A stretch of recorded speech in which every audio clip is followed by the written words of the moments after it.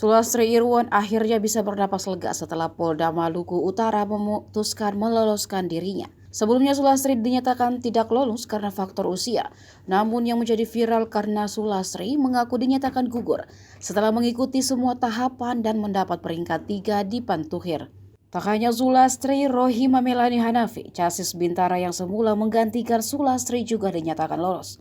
Hal tersebut disampaikan langsung oleh Kapolda Maluku Utara, Irjen Midi Siswoko, saat konferensi pers di Mapolda Maluku Utara hari ini.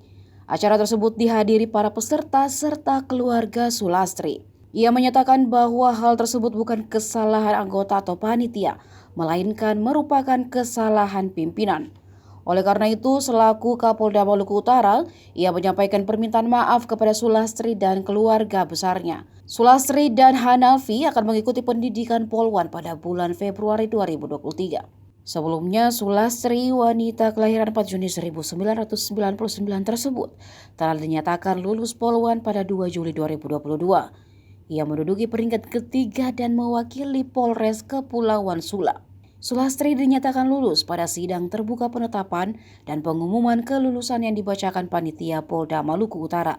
Kemudian Sulastri mengikuti apel selama 1 bulan untuk perwakilan Polres di SDM Polda Maluku Utara. Usai mengikuti apel dan masuk pada Agustus 2022 silam, Sulastri dipanggil SDM Polda Maluku Utara. Saat itu ia mengetahui dirinya dinyatakan tak lolos karena umurnya melewati batas yang ditentukan.